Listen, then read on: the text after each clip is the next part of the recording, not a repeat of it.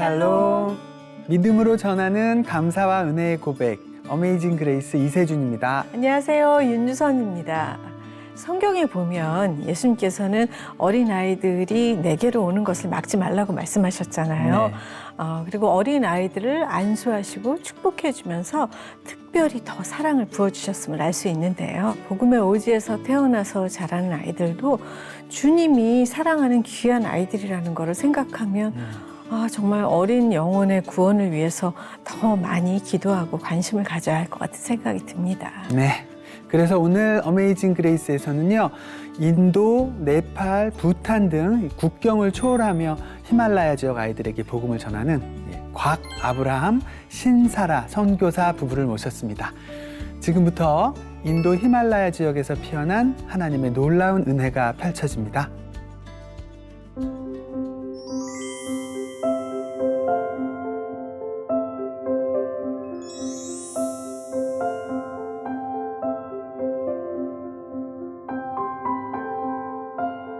어서 오세요. 안녕하세요. 반갑습니다. 나와주셔서 감사합니다. 예. 감사합니다. 지금 계시는 곳이 인도의 국경 지역이라고 들었는데 그 선교지 소개를 좀 부탁드릴게요. 네, 인도가 워낙 큰데요. 예. 저희가 있는 곳은 동쪽, 인도 동쪽의 관문 도시에 살면서 지금 그 관문 도시와 관련되어 있는 그 지역에 4개 국경들이 있습니다. 그래서 방글라데시, 네팔, 티베트, 중국, 또 부탄 국경까지 그 지역 가운데 하나님께서 허락해 주셔서 가난하고 소외되고 또 어떻게 복음의 사각지대에 있는 사람들 또 그 자녀들을 섬길 수 있게 되었습니다.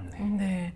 아니, 그 국경 지역이라고 하시니까 뭔가 좀 다 나라 말도 다를 것 같고 예, 언어도 막 그래서 좀 어려움이 있으실 것 같아요. 예. 언어 때문에 불편하시거나 한 건 없을까요? 인도가 워낙 넓으니까 인도에 다양한 언어들이 있고 어떤 분들은 수천여 개가 있다고 말씀을 하시는데 공식적으로는 16개 이상 또 그 언어가 있어요. 근데 그렇기 때문에 어떤 언어를 공부하고 또 습득해야 될지 혼란스러워 하시는 분들도 많이 계시는데 저희는 그쪽 지역의 생활어인 벵갈어를 쓰고 있고 그 벵갈어를 통해서 지금 말씀하신 국경마다 언어들이 다른데 일단 그 지역의 주 언어가 벵갈어니까 벵갈어를 통해서 소통하고 또 어떨 때는 필요하면 이중 통역을 통해서 사역들을 진행하고 있습니다. 이중 통역이라 하면 통역분이 2분이 계셔야 되는 거예요? 네네네. 예를 들어서 저희가 벵갈어를 하면 저희 사역자가 그 인도 국어인 힌디어나 영어나 또 그쪽에 또 다른 언어를 해서 이제 또 통역하는 경우들이 있습니다.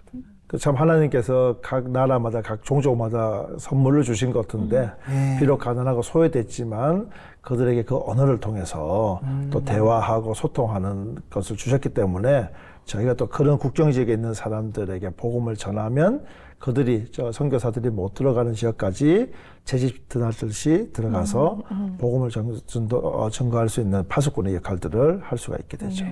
벵갈어는 현지 가서 배우신 거예요? 예, 저는 현지에 가서 배웠고요. 제 옆에 계신 분은 이제 이미 방글라데시라는 나라에 먼저 그 싱글 때 가서 언어를 습득하고 그곳에서 먼저 사용을 하고 있었습니다. 그때 이미 선교하러 가신 거였나요? 예. 아니, 근데 제 친구가 인도의 주재원으로 갔는데 엄청 힘들어하면서 거기서 하나님을 만났어요. 인도까지 가서? 네, 그러니까 얼마나 힘든지 정말 힘들었구나 생각했는데 그 영적으로 또 너무 힘든 곳이라고 들어서 어떻게 인도를 가시게 됐는지 궁금하네요.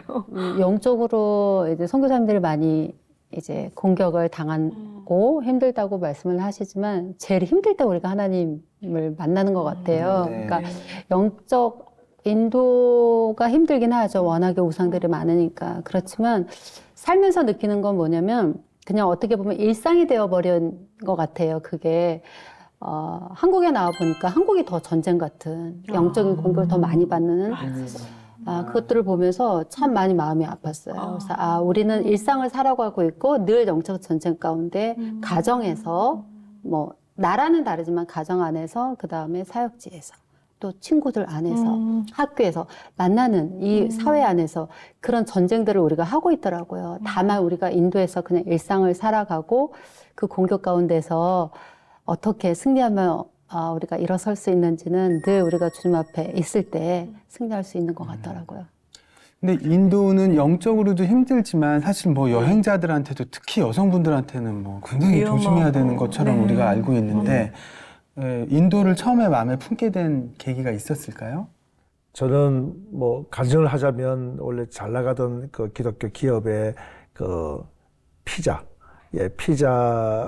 지점장까지 하면서 초고속으로 승진하다가 결핵이 재발이 됐어요. 그래서 그 결핵을 말씀으로 치유받고 또 그 가운데 하나님 선교사로 저를 명확하게 불러주셔가지고 예, 그렇게 하면서 이제 직장을 그만두고 선교사로서 준비하며 또 신학 공부를 다시 하게 됐습니다.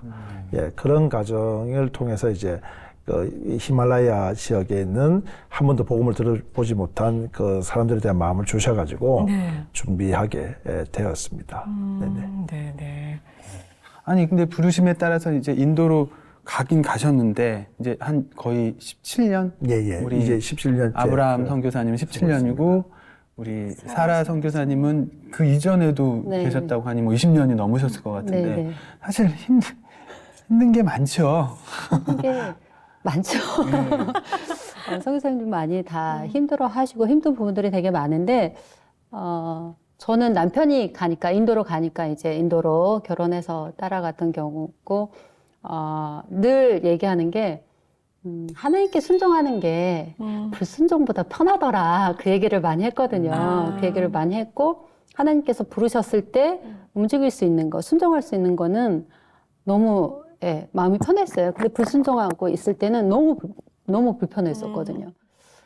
그래서 이제 남편이 간다고 했을 때 어디든 저는 이제 따라갈 준비가 되어 있었고 나는 꼭 내가 여기 살았으니까 여기 가야 돼. 뭐 이거는 없었던 것 같아요. 네. 선교사분 부부님들이 나오시면 대부분 그런 입장이세요. 네, 그러니까 선교지에 가신 건 것 같아요. 네. 저는 이제 중국의 히말라야 지역을 원래 생각을 하고 있었고 아내는 방글라데시에 있었기 때문에 두 군데 다가 안 되고 또 저희가 소속되어 있는 교단의 입장들도 있어서 저희가 절충하던 가운데 그 동인도 관문 도시로 가게 됐고요. 근데 저희가 가게 되면서 알게 된 것은 그 아까 말씀드린 그 국경 지역에 중국과 인도 국경 지역이 앞으로 개방될 것이다.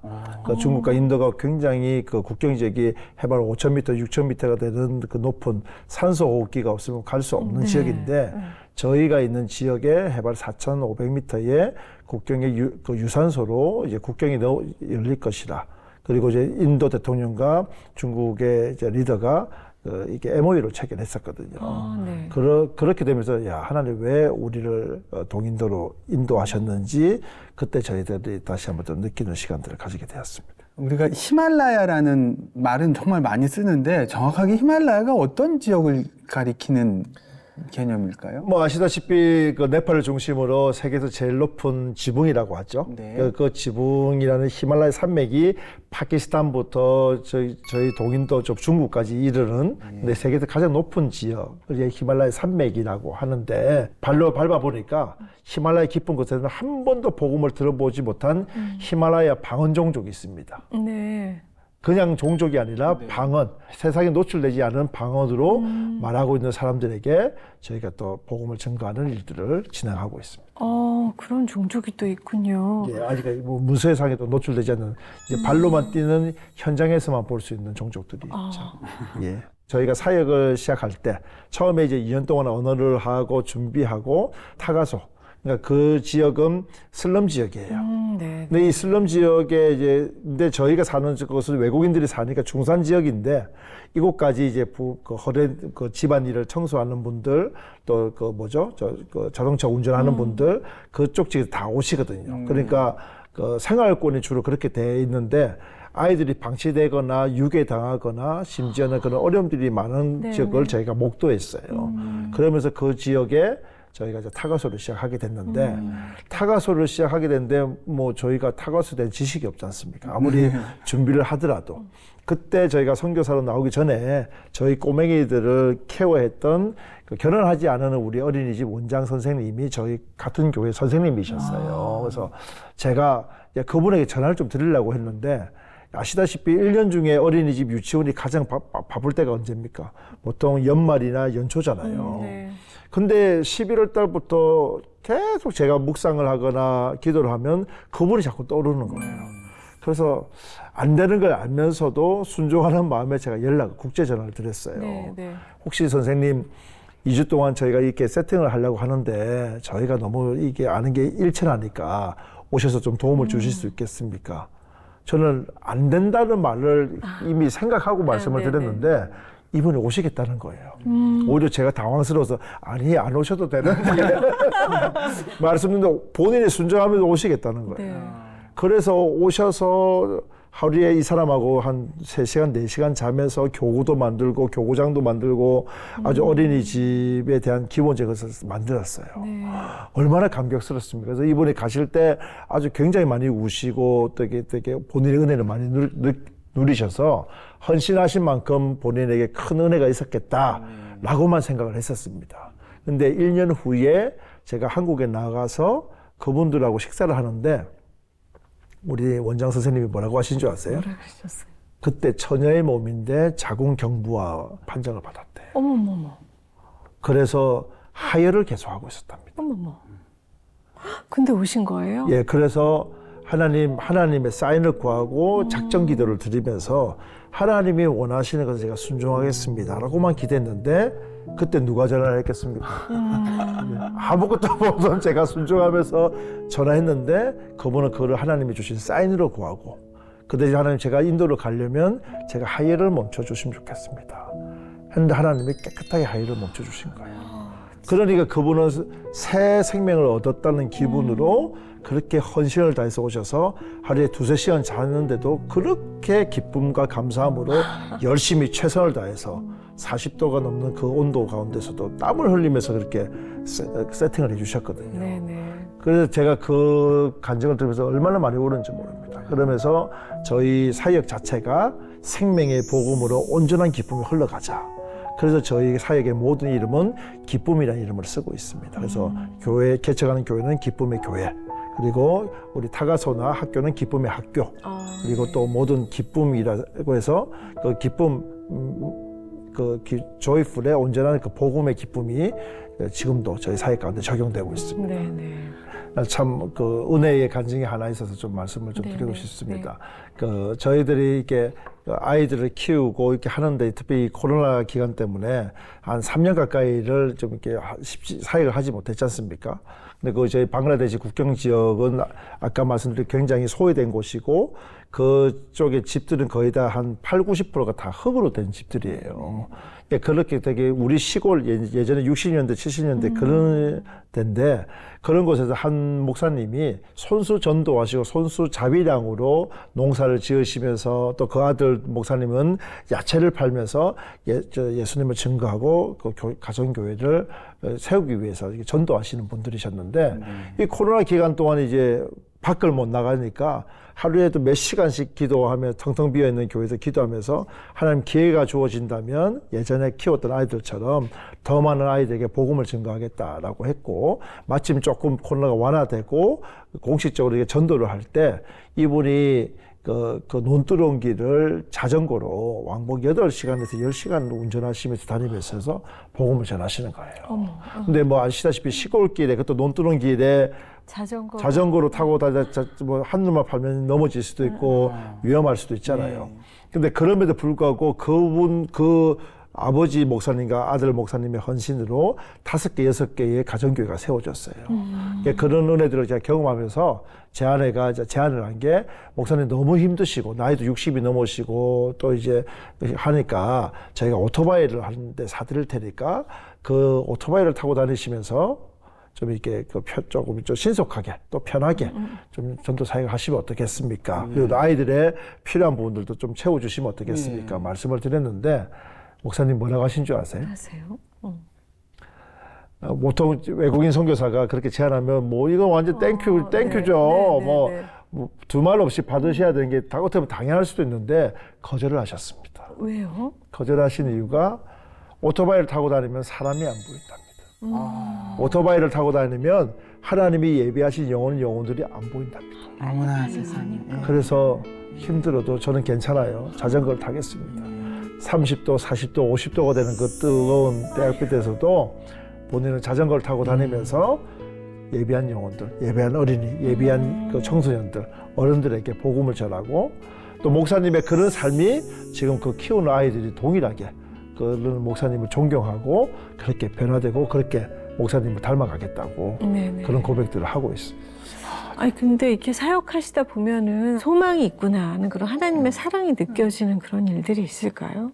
저희가 어린이 전도협회 새소식반이라고 계속 매달 계속 진행을 해요. 네네. 몇 년째 진행을 하고 있는데 거기서 자랐고 아이들이 몇 년 동안 계속 매달 같은 복음을 계속 듣다 보니까 복음을 받아들이고 변화된 아이들이 많지만 2명을 말씀드리고 싶은데 한 아이 같은 경우는 인도는 1년에 한 번 큰 뿌자, 그러니까 축제가 있어요. 힌두 축제. 근데 축제가 1년 중에도 정말 많지만 특별하게 하는 축제 기간이 있었는데 그때는 모든 공원마다 신당을 만들어서 거기에서 축제를, 그러니까 페스티벌이라고 하면서 돌아다니면서 구경하고 하거든요. 근데 그 뿌자 기간에 한 아이가 뿌자를 안 드린 거예요. 그러니까 집에서 난리가 난 거예요. 너 거기 가더니 왜 안 드리냐. 나는 뿌자 때 안 가겠다고.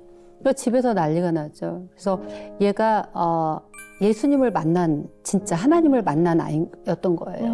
그래서 나는 하나님만 섬기지 나는 저 신에한테 예배를 안 드릴 거야. 네. 그러니까 너무 단호하게 딱 하니까 집에서 부모님도 얘를 교회 못 나가게 하고 주변에서도 봐봐 쟤를 교회 보내니까 얘가 이렇게 변했잖아. 그래서 막 그런 상황에 있는데 믿음을 지키기 위해서 예배를 안 드렸다는 것 자체가 저희 굉장한 도전이었고 이 아이로 인해서 주변에 있는 또래 아이들이 있거든요. 그리고 네네. 얘가 좀 고학년이었고 지금 대학교 다니는데 그 밑에 동생들이 보면서 저 언니도 안 드리는데. 그러니까 아이들이 복음이 들어가기 시작하면서 그런 변화들이 왔고 또 하나는 엄마하고 딸이 있는데 너무 신실하게 그 엄마도 우리 옛날에 우리 한국교회 그 어머니들 있잖아요. 막 와서 기도하시고 목사님 잘 섬기고 엄마가 정말 열정이 있고 그런 한국교회 우리 어머니들을 보는 듯한 근데 딸도 정말 열심히 하더라고요. 근데 어느 날 아까 말씀드린 강습회, 새소식반 강습회를 하는데 딸이 온 거예요. 근데 네. 학교 가야 되는데 와 있어요. 그래가지고 너 학교 안 가냐고 그랬더니 학교 안 가고 왔대요. 어머. 아이 그래도 학교는 가야지 그랬어요. 그랬더니 얘가 하는 말이 자기하고 자기가 여기 온 거 엄마는 알지만 아빠는 모른다는 거예요. 근데 아빠가 알면 엄마하고 자기는 쫓겨날 거라고. 그거 되게 불안한 거 쫓겨나면 안 되잖아요. 그래서 야 그래도 그렇게 하고 오면 안 되지. 몇 시간을 비는 거니까. 그러면 안 되지. 그랬더니 얘가 하는 말이 너무 밝게 저 그냥 엄마하고 저는요 그냥 죽으면 죽을 거예요. 이런 표현을 하는데 제가 너무 그 아이 앞에 너무 부끄러운 거예요. 나 선교사로 와서 복음을 전해놓고서 그 좀 이렇게 주춤하라고 하는 이 저도 너무 부끄러웠던 기억이 납니다. 그 아이 지금 어떻게? 열심히 지금 교회 예배인도 하고 있어요. 기타 치면서 예배인도 하고 열심히 우리 또 어머니도 우리 목사님 잘 돕고 기도도 많이 하고. 그래서 저희가 이제 바라기는 그 아이나 엄마나 어떻게 도와야 될까 이런 것들 기도하고 있어요. 네.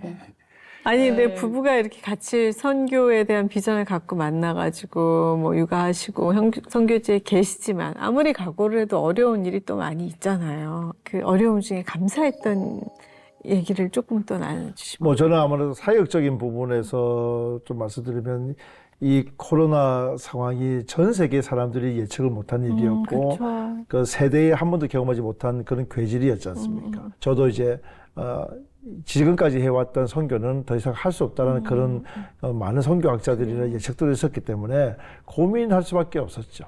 그래서 그 모든 사역이 접어지고 더 이상은 다시 일어나지 못할 거라는 그런 생각들이 지배하고 있었는데 하나님의 생각은 다르시더라고요. 이미 그 현장에 저희가 10년 동안 키워왔던 아이들이 커서 그 아이들이 교사가 되고 교장이 되고 제가 선교사가 되겠습니다. 아까 얘기했던 하나의 그 간증을 하나 더 얘기하면 저희 히말라야 지역에는 그 세계에서 유명한 다즐링 티 들어보셨죠? 네.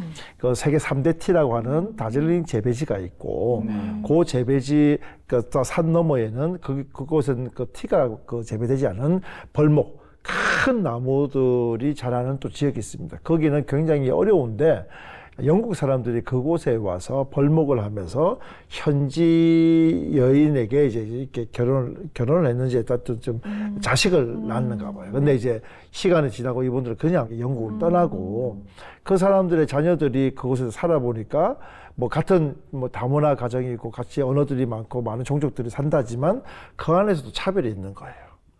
너는 히말라야 사람도 아니고 너는 영국의 지배계층이고 그러니까 그 가문은 자기 선택과 상관없이 호유라처럼 아주 천시당하며 무시당하며 멸시당하며 그렇게 살아왔는데 저희에게 그 양육을 받으면서 이 아이가 예수님의 사랑을 경험한 거예요. 누구도 본인에게 축복한다, 사랑한다는 말을 들어본 적도 없고 늘 구타와 그 욕 가운데 그냥 익숙하게 살다간 아이들 또 그 가족들은 늘 알코올 중독에 그 인생을 그렇게 좀 안타깝게 보내고 있는 그 가정 가운데 예수님의 사랑을 경험한 거예요. 이 아이가 자라서 그쪽 지역에 지금 교사가 됐고 저희에게 고백한 것은 히말라야 선교사로 헌신하겠습니다. 그래서 저에게 훈련받고 있습니다. 그래서 아까 언급해드렸던 한 번도 복음을 들어보지 못한 히말라야 미전도 방언 종족에게 이 자매가 헌신하여서 본인보다 더 주님 알지 못하는 그 가난하고 소외된 사람들에게 제가 삶을 드리겠다고 그런 고백들을 하고 있습니다. 아까 선교 그 코로나 때 오히려 이제 현지 스태프들이 많이 일을 해서 너무 좋았다고 말씀하셨는데 그 사이에 또 교회를 건축하셨다면서요? 그 얘기는 좀 나눠주세요. 네, 코로나 시국에 뭐 한국 교회도 너무 힘든 상황인데도 불구하고 코로나 바로 직전에 그 해발 1,700m에 교회를 세워주신 그 한국 교회가 그 이제 이 지역이 미전도 종족 지역이고 첫 번째로 세워준 교회다 보니까 그 지역에 딱한 사정을 들었습니다. 그래서 동네가 워낙 고산이다 보니까 기존에 있던 분교 학교가 폐쇄가 됐어요. 학교가 없어지고 아이들이 그곳에서 그 읍내에 있는 학교까지는 산을 2개, 3개를 넘어가야 되고 그 우기철에는 넘어가다가 그 산사태로 쓸러져 가지고 심지어 죽기도 하고 또 우리 참 제가 가면 이뻐하는 그 여자아이가 하나 있는데 참 이뻐요. 근데 걔가 산사태로 이게 떨어지면서 여기가 찢어져 가지고 지금도 흉터가 있는데 참 볼 때마다 너무 안타까운데 그러니까 동네 사람들이 큰 애들은 그래도 다니는데 이 꼬맹이들은 학교도 못 가잖아요. 그러니까 동네 사람들이 이 돌을 가지고 다 집을 하나 져서 마을 회관처럼 이곳에서 학교를 좀 시작해 달라는 거예요. 예, 그런데 그것을 보시고 이 지역에는 학교가 필요하겠구나. 코로나 시국에 그 어려운 가운데서도 힘을 다해서 또 세워주셔서 지난 2월 또 제가 막 나오기 전에 해발 1,700m에 저희가 그 학교도 세우고 또 2,000m에 또 교회도 세우고 예, 참 계속 이 히말라야 깊은 곳에 하나님의 영광들이 드러나는 역사들이 일어나고 있음을 또 보게 되었습니다. 네. 해발 2,000m면 이제 한라산 정상보다 높은 곳이잖아요. 네, 근데 네. 지금 워낙 뭐 4,000, 5,000 얘기하다가 2,000이니까 되게 바로 그냥 언덕 정도인 것 같은데 거기서는 그냥 평소에 생활하는 거하고는 뭐 숨을 쉰다든가 이런 게 불편하지는 않나요? 뭐 저희들은 괜찮은데 조금 예민하신 분들은 2,000m에도 약간 고산 증세를 하기도 하는데요. 보통 일반적으로는 3,000m까지는 그 나무들이 있기 때문에 숨쉬기는 편하시고 3,000m가 넘어가면 이제 좀 고산증 증세들이 또 보이시긴 합니다. 고생하신 분들 얘기도 많이 들리던데. 근데 이제 두 분 돌아가시면은 뭐 학교도 하셔야 되고 또 하실 계획이 뭔가 많이 있을 것 같은데 어떤 비전 꿈 계획이 있으세요? 늘 뭐 지금 저희 지역도 여러 가지 불안한 얘기들도 많이 들리고 이제는 저희보다도 현지인들이 더 감당해야 될 몫들이 많기 때문에 저희가 아까 고백한 것처럼 12년 동안 아이들을 키우는 데 집중을 했다면 이제는 그 아이들의 리더, 저희 목회자들, 사역자들, 또 우리 리더들이 계속해서 훈련할 수 있도록 이제는 시즌2라고 생각하고 그 훈련에 좀 집중하려고 기도하고 있습니다. 그 기도의 첫 번째 제목은 저희가 먼저 좀 더 겸손할 수 있도록 기도하고 또 한 가지는 하나님께서 저희를 쓰시겠다면 단 1분 1초라도 쓰시기 위해서 저희가 최선을 다하자. 이것이 저희 부부의 늘 고백이고 또 그것이 또 삶 가운데 나타날 수 있도록 기도하고 있고요. 그리고 또 그 현장에서는 좀 아이들이 갈급해요. 또 우리 목회자들이 또 배움에 대한 갈급함이 있는데 한국에 가만히 보면 이제 100세 시대시잖아요.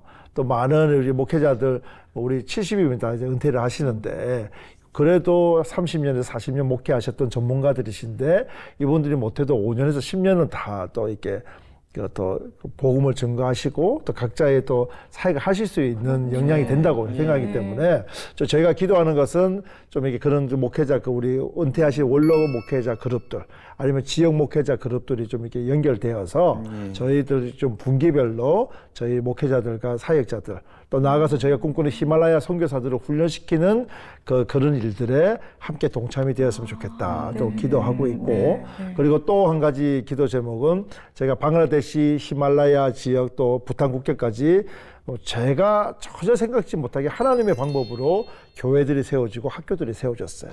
지금까지 한 10여 개의 그런 건물들이 생각지도 못하는 곳에 연결돼서 했는데 정작 저희 본부가 있는 지역에는 지금 그 교회가 없습니다.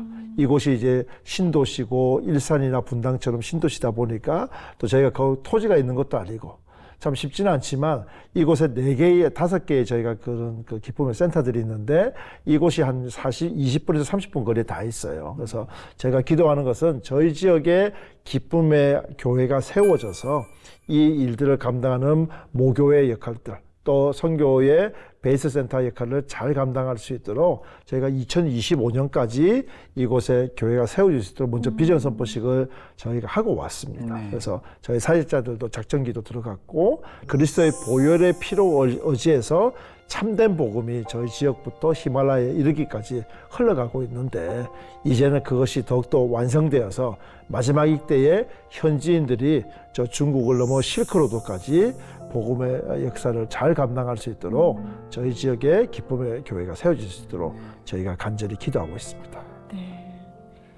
지금 살짝 언급하셨는데 지금 현지 사정이 오늘 저희가 두 분 한국 본명이 있으신데 그 이름 대신에 성경 이름으로 그냥 아브라함 선교사님, 사라 선교사님이라고 이렇게 이제 불러드리는 이유가 거기 약간 위험한 상황이 지금 벌어지고 있다고 하는데 그런 와중에도 이렇게 또 여기 나와서 좋은 말씀 전해주시니 너무 감사하고요. 우리 사라 선교사님도 또 소망하시는 바가 있을 것 같아요. 저는 약간 조급해지는 것 같아요. 왜냐하면 지금 중국에 계셨던 선교사님들도 많이 나오시게 되고 뭐 자이든 타이든 지금 나오시게 되는데 그런 흐름들이 약간 인도에도 있고 인도에서도 많이 또 주방당에서 나오신 분들도 계시고 또 어려움들이 있고 아까 어려움들이 이제 그런 어려움들인데 그러다 보니까 마음의 조급함이 우리는 비자가 괜찮아라고 말하지만 누구 하나 괜찮을 수 없는 그런 그렇죠. 상황 가운데 있다 보니까 지금 선교사님 말씀하신 그런 일들이 빨리 좀 이루어졌으면 좋겠다라는 어떤 조급함 그리고 우리가 하나님이 허락하신 그 시간까지 그거는 우리는 알 수 없지만 그때까지 최선을 다해서 이들이 정말 우리의 도움 없이 정말 자립할 수도 있고 그 다음에 제일 좋은 거는 하나님 그 땅에서도 예배를 받으신다는 거에 대한 그 마음이 저는 되어 있거든요. 그래서 하나님이 여기만 있는 게 아니라 우리가 최근에 많이 듣는 거 에즈버리 붕 들었잖아요. 너무 막 붕이 일어나는 것 같으니까 역사가 있는 것 같으니까 거기 찾아가고 그게 아니라 한국 땅에서도 이 자리에서도 있을 수 있는 일이고 저희 선교지 현장에서도 있을 수 있는 일이고 그렇기 때문에 저희 사역자들이랑 늘 말하는 게 그거거든요. 하나님의 이 부흥은 지금 우리 여기 이 사무실에서도 우리 예배 가운데서도 있을 수 있다라는 거. 그래서 제일 조급함이 정말 마음껏 우리 사역자들이 하나님을 높일 수 있는 거. 그 자리까지 저희가 만들어주는 약간 그런 마음들이 있어요. 네. 잠깐 언급해 주신 그 행복한 선교의 기도 꼭 이루어지시기를 네네. 저희도 기도하겠습니다. 자, 끝으로 어메이징 그레이스의 공식 질문인데요. 내가 만난 하나님, 어떤 하나님이실까요? 늘 제가 그 단어를 묵상하면 주님은 저의 삶의 이유이십니다. 삶의 이유이십니다. 네. 송기사님. 저는 하나님을 만나고 헌신하고 선교사로 나갔었는데 아이들을 키우면서 정말 죽을 것 같이 힘든, 정말 다 포기하고 싶고 그랬던 순간들이 있었는데 아이들을 놓고 눈물을 뚝뚝 흘리는데 밥에 눈물이 뚝뚝 떨어지는데 그 밥을 먹어야만 되는 고개를 못 들고, 왜냐면 아이들이 보니까 그런 순간까지 제가 이제 왔을 때 하나님 음성을 들려주셨어요. 네. 그렇게 힘드냐고. 네, 힘들어요. 막 이랬어요. 몰라서 그러시는 거예요? 몰라서 그러세요? 힘들어요. 막 그랬어요. 그랬는데 가만히 계시더니 난 말씀으로 이 땅을 창조한 나다. 내 말 한마디면 싸그리 다 없애버릴 수도 있어. 그게 자꾸만 제 삶, 제가 겪고 있는, 우리 아이 때문에 겪고 있는 것들과 오버랩되면서 너무 이렇게 마음이 너무 힘든 거예요. 그러면서 주님이 이제 내 마음을 알겠니라고 딱 질문을 하시는 거예요, 저한테. 내가 너를 위해서 이 땅에 예수 그리스도를 보내고 이 땅에 예수 그리스도가 그렇게 고통당할 때 내가 가만히 있어야만 하는 내 마음을 네가 이제 알겠니라고 하시는데 정말 딱 무릎 꿇었어요. 할 말이 없었어요, 정말. 그쵸? 그만큼 저를 사랑하시는 하나님에 대해서 하나님 진짜 멋지다. 하나님 진짜 나이스하다.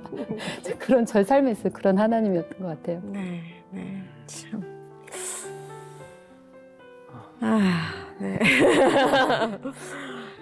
하여튼 현재 있는 아이들을 하나님이 이렇게 선물로 그 자녀들처럼 그 마음으로 품으라고 또 보내주신 게 아닌가 하는 생각이 또 드네요. 네, 네, 네. 아무튼 그 하나님은 늘 계획이 다 있으시구나.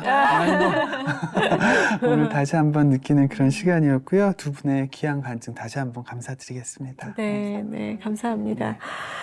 이제 노래로 드리는 위로와 축복의 네. 이세준의 선물 시간인데요. 네. 네, 오늘 어떤 찬양이 좋을까요? 오늘 두 분께서 서로 다른 찬양을 추천해 주셨는데 진짜요? 네, 그래서 저의 선택은 아닙니다. 저의 선택은 우리 사라 선교사님이 픽해 주신 Waymaker입니다.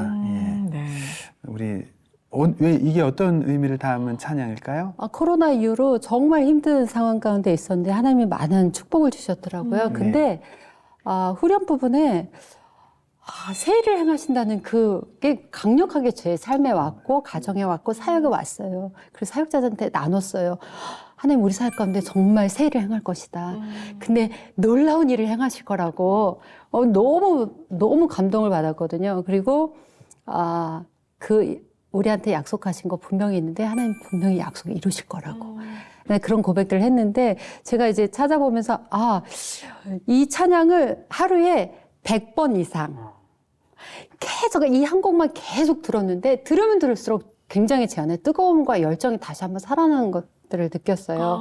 그래서 제가 찾아봤는데 미국의 그 포스터지에 작년에 예배 때 제일 많이 불려졌던 찬양이 웨이메이커더라고요. 네. 너무 또 감사했어요. 예.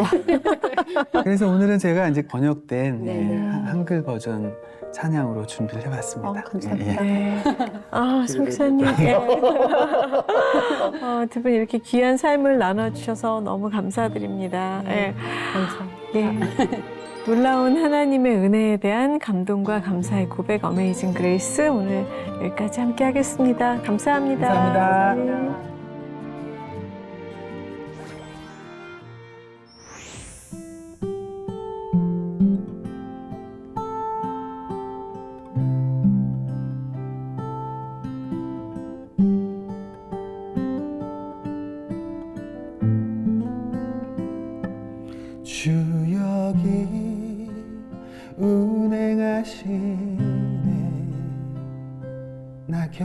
주경배해 주경배해 주 여기 역사하시네 나 경배해 주경배해 우리 맘 만지시는 주 나 경배해 주경배해 우리 맘 치료하시네 나 경배해 주경배해 큰 길을 만드시는 주 큰 기적을 행하시는 주 그는 나의 하나님 약속을 지키시는 주 어둠 속에 빛이 되시는 그는 나의 하나님 나의 하나님 나의 하나님 나의 하나님 나의 하나님 나의 하나님 나의 하나님 나의 하나님 나의 하나님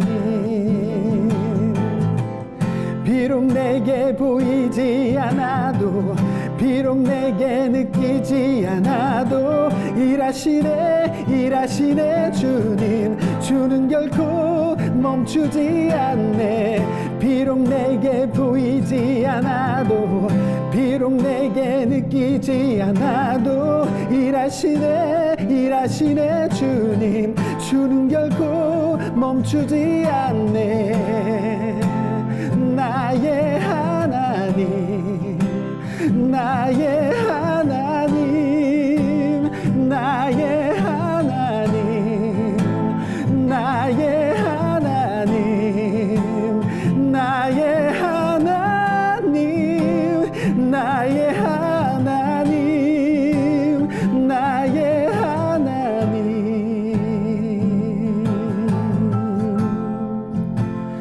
나의 하나님